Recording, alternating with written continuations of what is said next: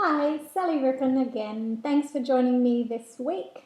I've been really looking forward to reading the last part of the first chapter of my new book, Polly and Buster, The Wayward Witch and the Feelings Monster. So you might remember last week we met Polly, who was doing a spell in her classroom and maybe not doing so well. Let's find out. I'll read the last little bit that I read you last week so you'll remember where we're at. Oh, where am I? Good work, Polly, Miss Spinnaker says as she hurries over, bracelets jangling. But as they watch, the toad keeps on bubbling and bubbling and bubbling until its slimy skin is just a great mass of warts. Ew, Rosemary says, hopping backwards in disgust. Her toad leaps off the table. Mallory and Willow, who are working at the next bench, rush over to see what all the fuss is about.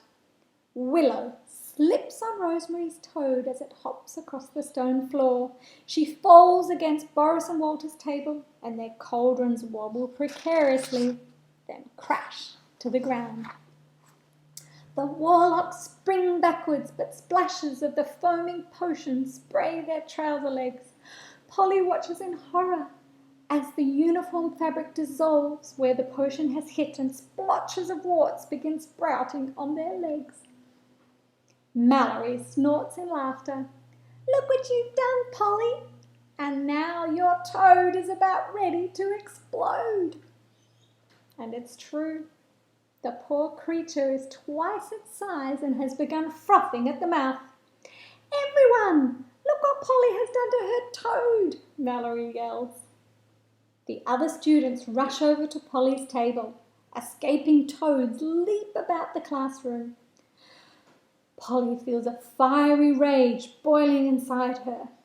All Polly can see at that moment is mean Mallory Halloway laughing her head off at Polly for ruining another potion.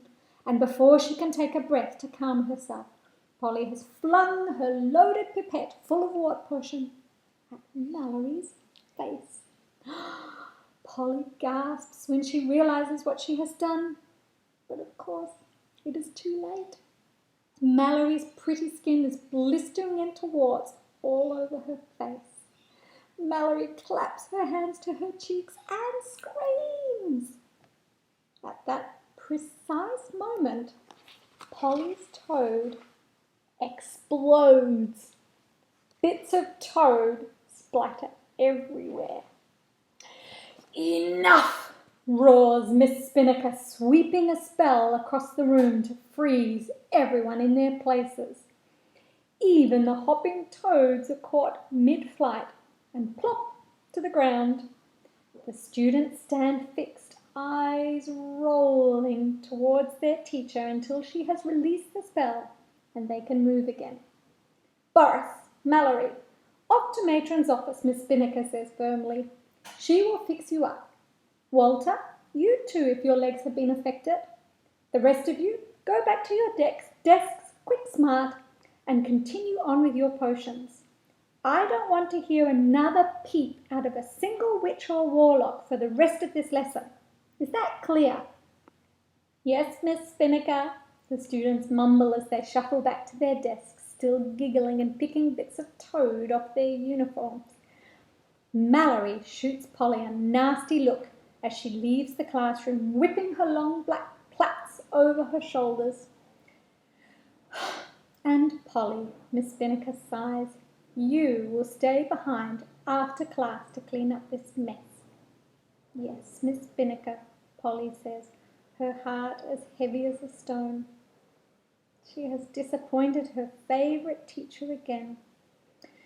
No matter how hard she tries, Polly just can't seem to do anything right. That's the end of chapter 1. I hope you'll come back and join me again next week. We might have a little surprise for you. I'm going to read a little bit more of the book towards the lead up of the launch, but I thought it might be interesting for you to meet some of the other people who were involved in putting a book together.